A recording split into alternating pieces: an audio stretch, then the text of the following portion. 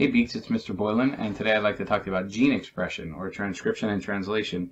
It's a pretty lengthy discussion today, so feel free to pause the video, walk away if you have to, and come back later.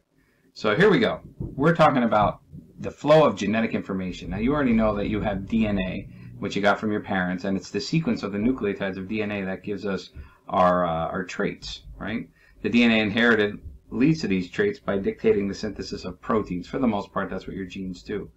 And proteins are then the link between genotype and phenotype, and that's gene expression, right? DNA is going to be basically the blueprints for a protein, and how you do that is called transcription and translation, right? So why is this this deer albino here? Well, it's because of its DNA, right? But it's because it's DNA, okay, and the RNA, in this case, it didn't tell the RNA to go ahead and insert pigment, okay? So this is an albino deer. Whereas over here, the gene expression was different. The sequence of nucleotides said, yes, go ahead, let's add pigment here, right? So DNA is the blueprints for what kind of proteins you're going to use. So RNA is the bridge between genes and proteins. DNA is kind of a lackluster molecule, in my opinion. It just sits in the nucleus, and it's just a massive amount of information. But RNA is very useful. So in transcription, that's where we're going to make RNA using DNA as a template. Transcription is going to produce, eventually, for us, messenger RNA. Okay, and that's going to bring the message of the DNA out to the cytoplasm. If you're prokaryote, you jump right into messenger RNA.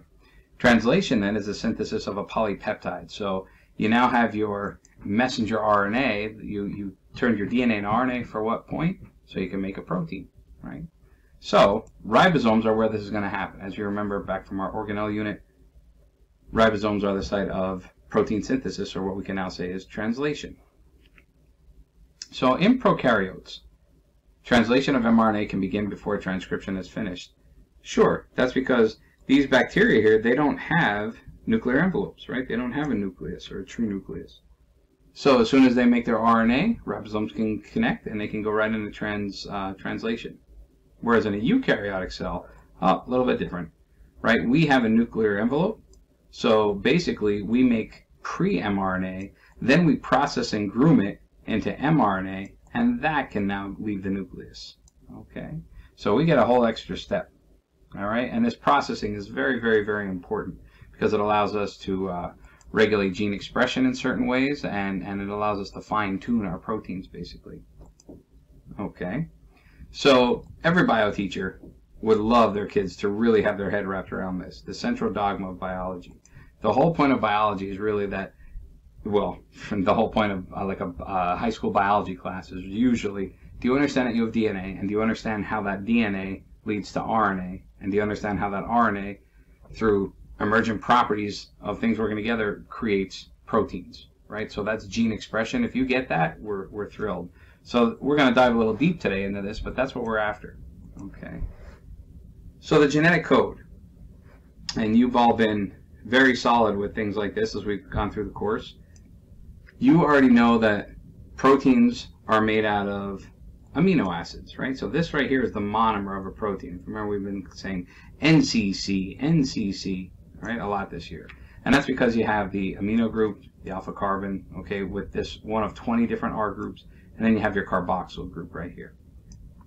Okay, so the instructions in DNA are really to tell you which amino acids, okay, to link together in making your proteins. Okay, so how many nucleotides correspond to an amino acid? Well, 3.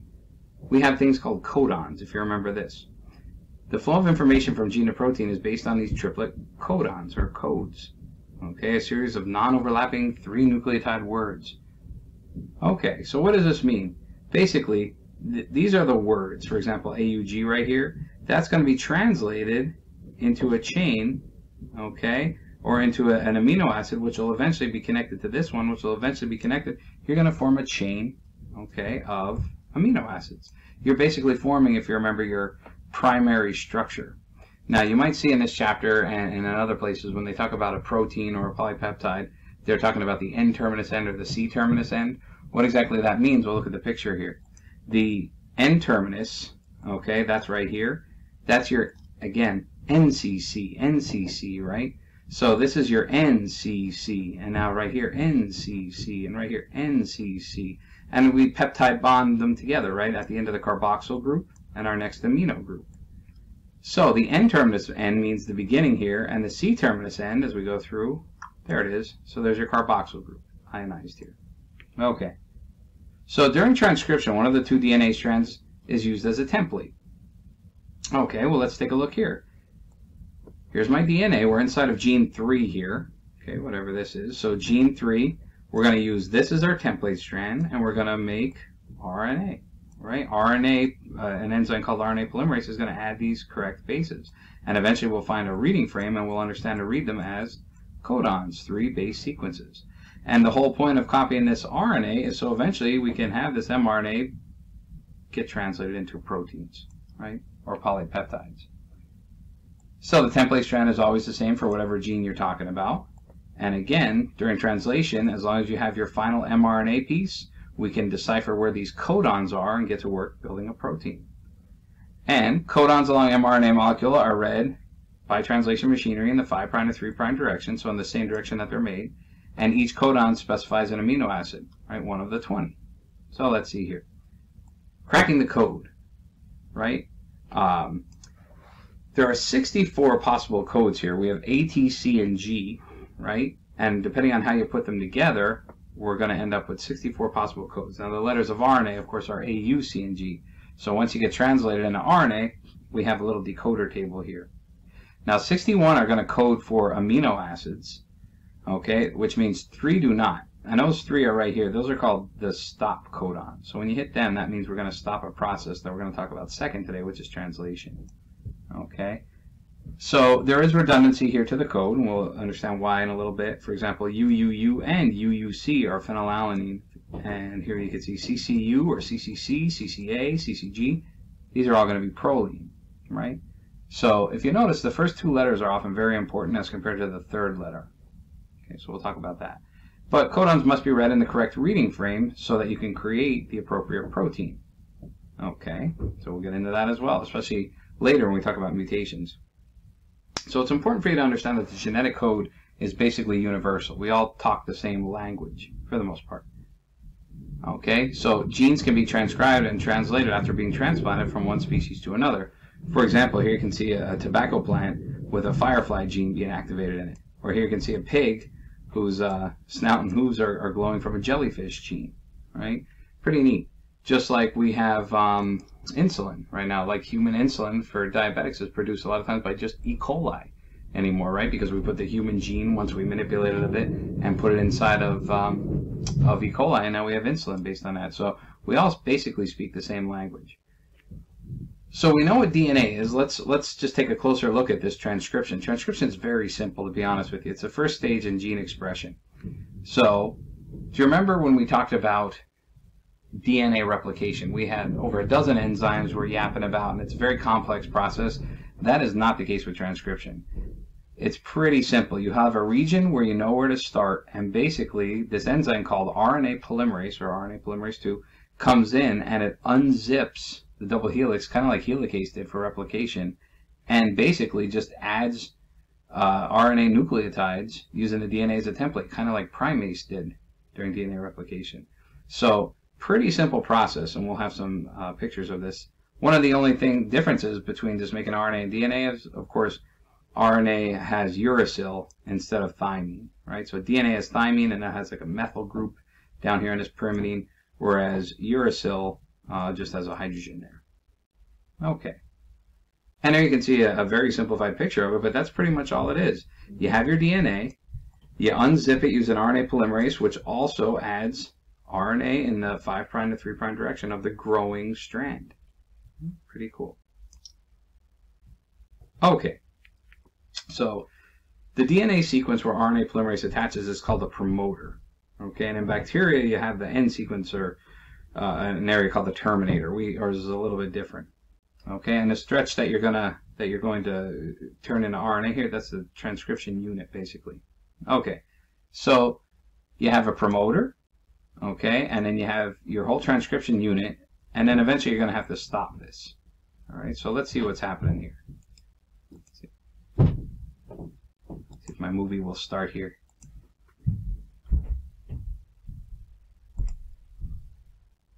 The first step in protein synthesis is transcription of RNA from DNA. The portion of the DNA that is transcribed into an RNA molecule is called a transcription unit. An enzyme called RNA polymerase carries out transcription. With the help of protein transcription factors, it attaches to the beginning of a region of the DNA called the promoter, pries the DNA strands apart, and untwists a short portion of the double helix. RNA polymerase moves along the DNA, pairing up RNA nucleotides with their DNA complements, adding nucleotides to the end of the growing RNA molecule. Here's a close-up view of elongation. Only one DNA strand, the template strand, serves as a template for RNA synthesis. RNA polymerase moves along the DNA strand in the 3' to 5' direction, adding nucleotides to the 3' end of the RNA chain. Note that U in RNA pairs with A in DNA. Once transcription is complete, RNA polymerase releases the completed RNA and detaches from the DNA.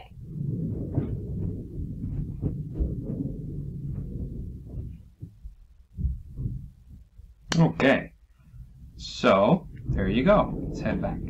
Okay, so there's the synthesis of RNA transcript. It takes place in 3 steps, and again, biologists have to name everything just to help us understand it, so it's really not saying much. Initiation, elongation, and termination, meaning it starts, it gets longer, and it stops, right? So don't worry too much about the vocabulary when it comes to simple stuff like that. But here we go. You, of course, have a promoter, okay, and then the start point will be somewhere inside of the promoter, okay, and that means that's where you're actually going to start making your mRNA. Now, for that to happen, you need transcription factors. Okay, and these are little proteins that will call in RNA polymerase, basically, okay, and tell it to bond here. So, and it's kind of weird because some of these might be proteins made from different genes inside of your cell. So it's amazing the interplay and how these work together. And actually, that's a good way to fine-tune some of these responses that we have in our cell. But anyway, so you need these transcription factors, okay, to join onto the DNA, and that will call in your RNA polymerase, right? So when it's all put together, we call it a transcription initiation complex. Yep, so we're ready to roll there. Now, your promoter is pretty interesting. For most of your genes, you have this thing called a catabox. And if it's not a catabox, it's something just like it. For example, maybe we talked about a catabox in class or something like that. But you always have this highly conserved sequence. And what that means is through millions of years of evolution, we still have it. So it kind of works well, right? This sequencing here to call in transcription factors and RNA polymerase is a good thing, okay? So, as RNA polymerase moves along DNA, it untwists a double helix about 10 to 20 bases at a time. Okay, sure. Transcription progresses at a rate of 40 nucleotides per second in eukaryotes. Sure, not overly important. But a gene can be transcribed simultaneously by several RNA polymerases. Oh, that's cool, right? So once one RNA polymerase moves ahead, we can get another one on there going. And nucleotides are, again, always added to the 3' end. So you're always going to go 5 to 3, 5 to 3, just like with DNA replication. Okay, so the mechanisms of termination are different, like we said, in bacteria and eukaryotes. In bacteria, the polymerase stops transcription at the end of the terminator, and the mRNA is basically can be translated without any further modification. However, in eukaryotes, you have RNA polymerase II transcribe something called the polyadenylation sequence. Okay, and the RNA basically just is released 10 to 35 after adding on a whole bunch of these adenines. Okay, so eukaryotic cells now, we must modify our RNA after transcription. So enzymes in the eukaryotic nucleus modify the pre-mRNA, right, or that primary transcript before it can leave and get out into the cytoplasm. And basically, it's both ends and also interior parts of the transcript are going to be changed up a little bit. So what exactly is this grooming? Okay, so the ends are changed. Basically, the 5' end receives a modified 5' cap. Okay, it's a specialized guanine basically. Okay, that comes here, and that's going to be on the cap or the head of our mRNA eventually. And then what you do is you add a whole bunch of A's to the tail. Okay, now that's different. The polyadenylation signal, don't forget that was, transcribed while you were making the RNA. Now we already have our transcript, so we're just adding more A's to the end here, the 3' end or the tail. Okay, so GCAP, poly A tail. And these modifications share several functions. We think, or scientists think, that it helps the RNA get outside of those nuclear pores, right? Maybe it's extra stuff to munch on when enzymes come around and try to disintegrate or destroy or hydrolyze this mRNA. So maybe it gives them some waste areas, almost like a telomere in a chromosome. And they probably help the ribosomes come too and attach the RNA so that you can make the protein. Okay, now something else has to happen here too. Most eukaryotic genes in their RNA transcripts have long non-coding stretches. So you actually have stretches of DNA that you copied in an RNA that we don't want inside of that mRNA, right? So in the primary transcript, we have to cut out regions that are called introns, okay? Introns, for the most part, you could think of it for whatever piece of RNA, are junk. Now, that doesn't mean that they're always junk. It just means for the piece of RNA that we currently want, you got to get rid of the junk, which are called introns, okay? And exons then get spliced together. So here you can see this intron over here will be spliced out. This intron will be spliced out. There were two of them, meaning there's going to be enzymes that cut here and here, here and here, and put it all together. Now, when you get into the coding segment, that's very interesting because you had to make sure you cut just right so that those 3 base sequences in here are still read correctly for translation, but that's getting a little bit ahead. So the way I like to tell my students to remember this is introns stay in the nucleus. They're garbage. We don't want those, right? But the exons exit the nucleus. Those are good, okay? So that's how we groom our RNA, and this RNA splicing then removes the introns, joins the exons together, so we have one long coding sequence. How do you actually cut out the introns? These things called spliceosomes with SNRPs in them, or small nuclear ribonuclear proteins, and what they do is they recognize very specific sequences in here, okay? And because they can recognize these sequences, these little bits of RNA in there actually can bond to it, and these proteins help to facilitate hydrolysis, right? And they cut it out, which is kind of cool. And a lot of scientists go back and forth whether you should consider a spliceosome a ribozyme. Of course, the RNA acts like a ribozyme in there, but the catalytic nature might be the proteins. But ribozymes are amazing. We used to teach in biology. When I was in high school, I remember learning, even though we knew about these ahead of that, that enzymes are always proteins. Not necessarily. There are RNA molecules out there that have catalytic abilities. So those are actually enzymes. They lower the activation energy for whatever reaction. So that's called a ribozyme. Okay. Okay. The functional and evolutionary importance of introns.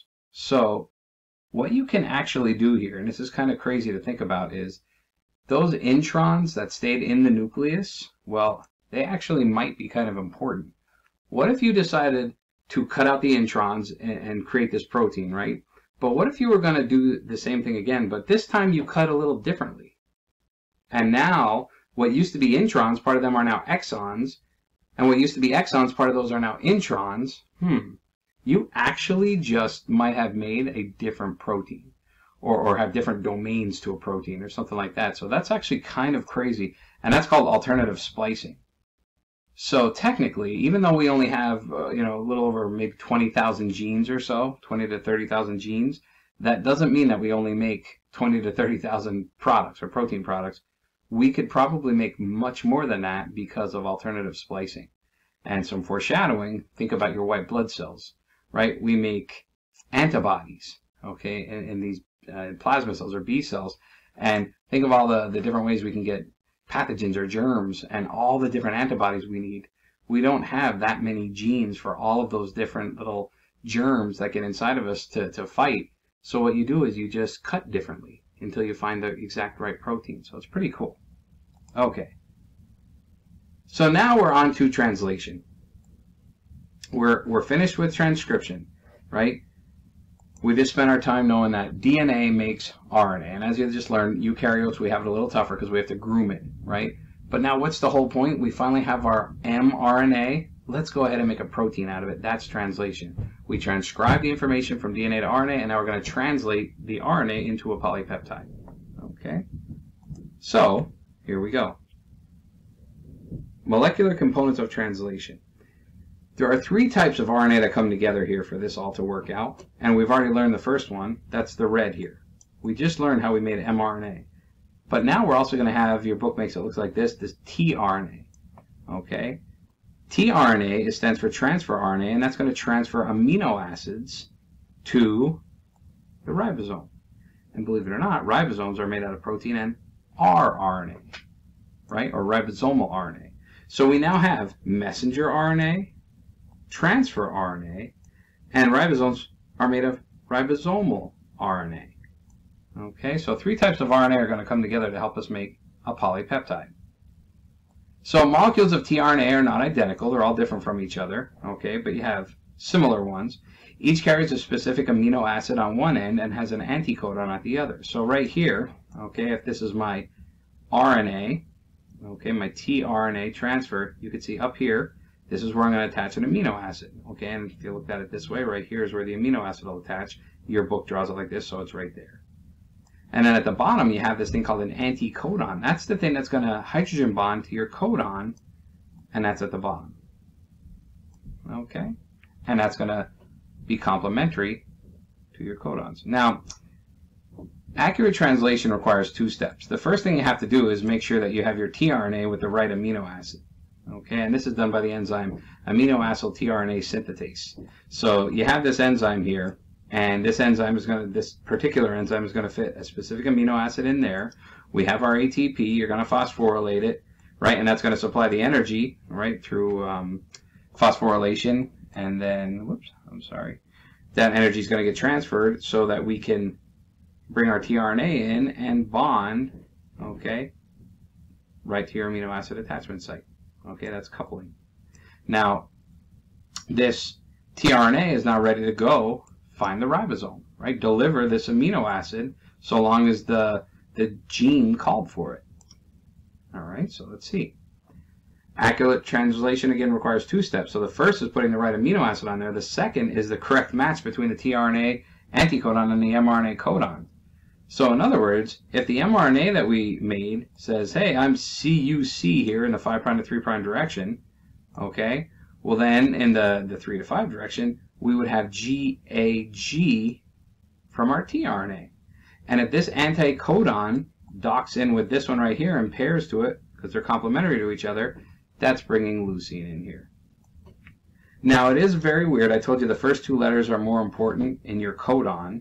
Okay, don't forget, the tRNA is never what you read for that decoder that I showed you before. It's always the mRNA. Okay, so the tRNA, this is just the anticodon. That just kind of bonds. Okay, but this is how I knew that this would be leucine up here, because CUC in the mRNA calls for leucine. The message in my DNA that got transcribed in the RNA says, I need leucine here. GAG just bonds to it. But if you notice, the first 2 letters are important, but look at this. Oh, now we have CUU. Huh. But look at this. The third, this is not complementary, right? G like C, not necessarily U. And that's called a wobble pair. So if you think about it, the first 2 bases have to like kind of lock on pretty tightly, but the third one, it kind of wobbles, okay, back and forth. It doesn't have to bond as snugly, and you're still going to get the correct amino acid there, okay? And that's why that genetic code has so much redundancy to it. So what are these ribosomes? Okay, they facilitate specific coupling of tRNA anticodons with the mRNA codons. So the ribosome, if you remember your definitions, it's kind of like the site of protein synthesis. Yeah, it's basically the place where tRNA can come and sit, and the ribosome will help to manufacture these peptide bonds in between the amino acids, and then the tRNA can take off and go grab another one. Okay, so it's just the site where this stuff happens. The 2 ribosomal subunits, there's a large and a small, are made, like I said, of proteins and rRNA. So again, let's take a look. There are 3 types of RNA that we have to know. We have mRNA, okay, that's what we transcribe, and tRNA, in this case, are looking like this here. And then rRNA is the ribosomal RNA mixing with proteins here to actually make this ribosome. Okay. Your ribosomes are a little bit different than bacterial ribosomes. Okay, so that's important to know. For example, like your mitochondria and chloroplasts, right? Endosymbiont theory, right? We think they used to be prokaryotes. So some antibiotics that hurt bacteria would actually hurt those because their ribosomes are a little bit different.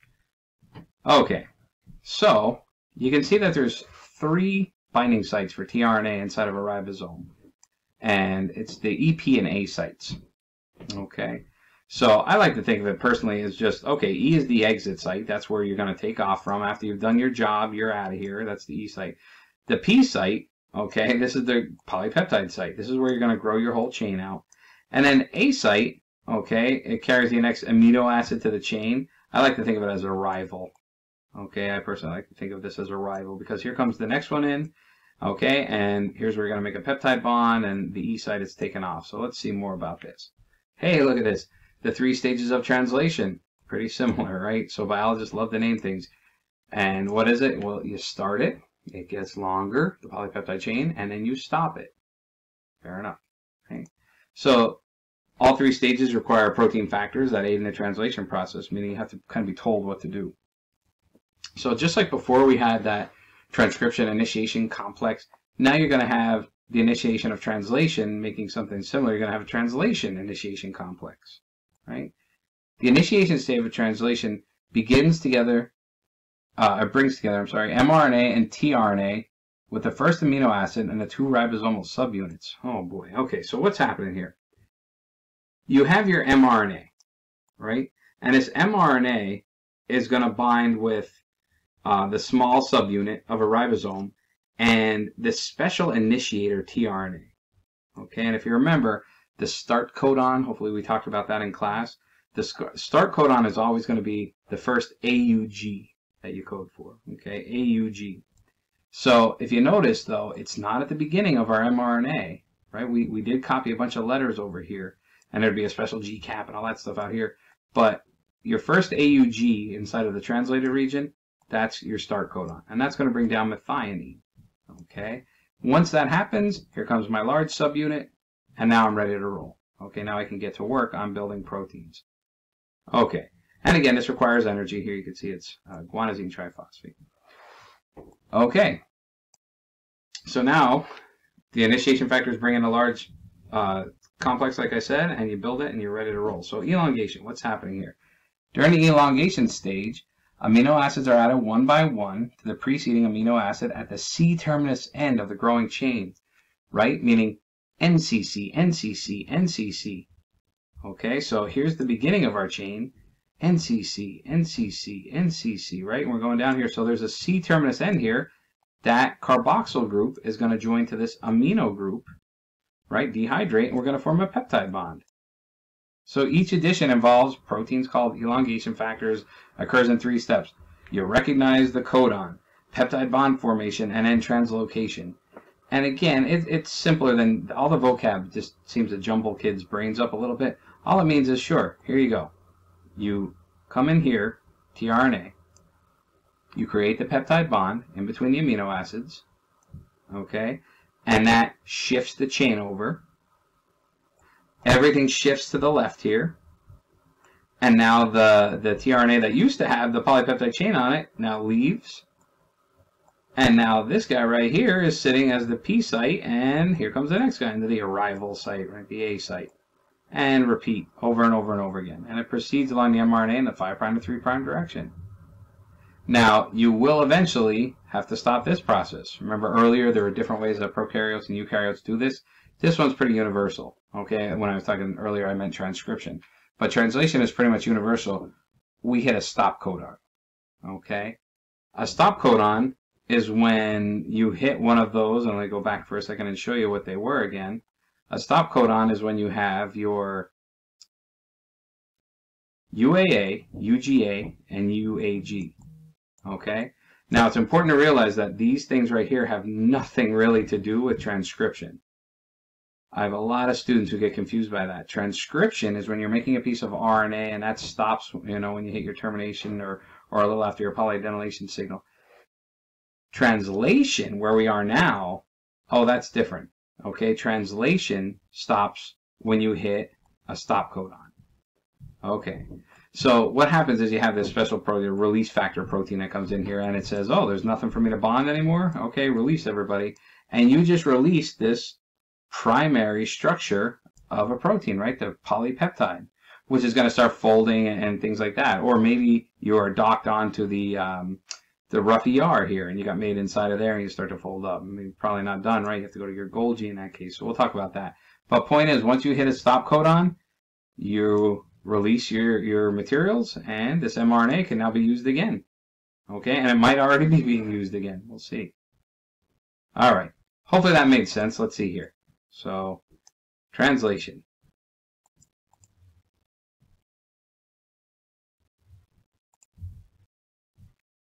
In translation, a cell reads an mRNA message and assembles a polypeptide accordingly.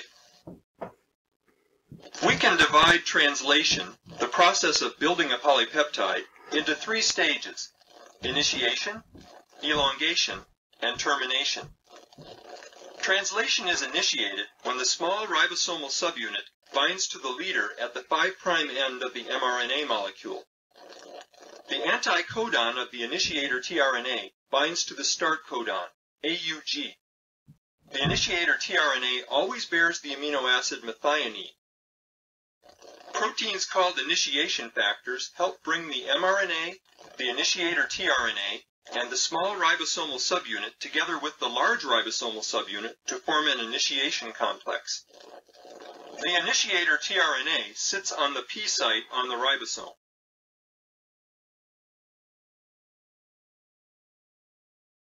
Elongation of the polypeptide now occurs, with amino acids being added one by one. The codon in the A site of the ribosome pairs with the anticodon of the appropriate tRNA molecule. Part of the ribosome catalyzes the formation of a peptide bond between the amino acid extending from the P site and the amino acid extending from the A site.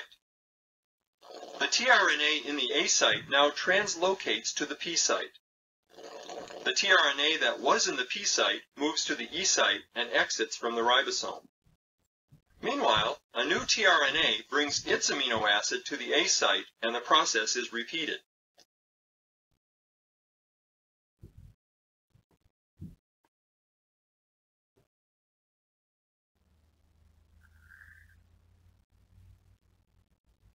Three special base triplets, UAA, UAG, and UGA, do not code for amino acids, but instead act as stop codons, which terminate the process of translation.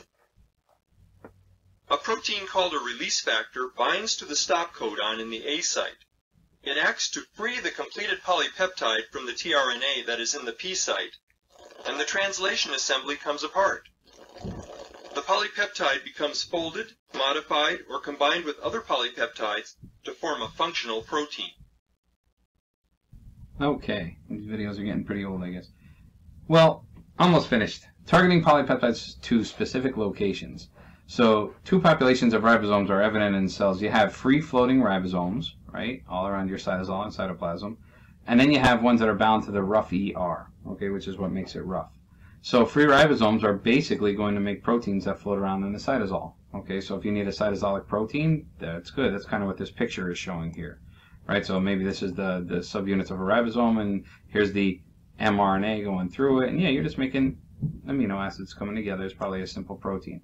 But if you are bound, okay, that means that you're probably going to make a protein that's going to head off somewhere else, like to the membrane, or be a secretory protein and leave the cell. Okay. The ribosome itself doesn't matter. They're the same thing. It's just sometimes they're docked, sometimes they're not. And you always begin in the cytosol, though, okay, and synthesis finishes in the cytosol unless the polypeptide signals the ribosome to attach to the ER, okay? And this is basically what happens is you're marked by a signal peptide. And it's a little confusing, but if you look here, you have a signal recognition particle binds to the signal peptide, and the SRP, or the signal recognition particle, brings the signal peptide and its ribosome to the ER. Okay, so you're always going to make your mRNA into a polypeptide out here in the cytoplasm. But if you do have this signal peptide, you're going to have this little particle that comes down here and docks to the ER, and that's going to force you to make your polypeptide inside of the ER, where then you can modify it a bit and ship it off probably to the Golgi. Okay? So, we covered a lot today. That was a whole lot. Sorry, I talked a lot. What we covered was that you have DNA inside of your nucleus, right? And the central dogma says we have DNA, we have to make some RNA out of it, so eventually we can make a protein. So what's going to happen here with this picture? Well, when you're going to have a gene, or where you have a gene, you have the promoter, and transcription factors are going to jump on there, so RNA polymerase can eventually jump on. RNA polymerase will travel along and create new RNA, and the RNA is built in the 5' to the 3' direction.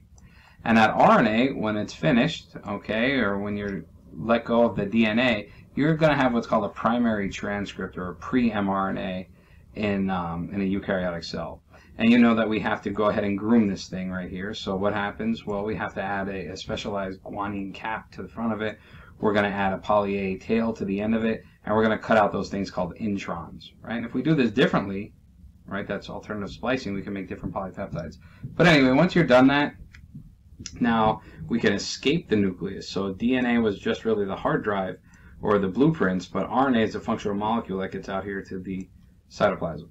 Okay, and now once you're in the cytoplasm, you're going to reach the small ribosomal subunit. Okay, there's going to be a special initiator tRNA that comes down here with methionine on top, based on AUG, which is in here somewhere. Okay, and then the large subunit comes down, and now you have your translation complex rolling, right? And every time tRNA brings you a new amino acid, you're going to go ahead and peptide bond, shift over, and he goes away, and he's going to go find that enzyme to get a new amino acid, okay, which will be the same one, and the process continues until you hit something called a stop codon, right? Once you have this reading frame figured out, 1, 2, 3, 1, 2, 3, 1, 2, 3, eventually you'll hit a stop codon, and that releases everything, okay? So, lots and lots and lots of information. I hope you found that helpful. I know it's a lot to cover in one period, but if you have any questions, let me know, and you just covered gene expression, okay? Hope it helped. Take care.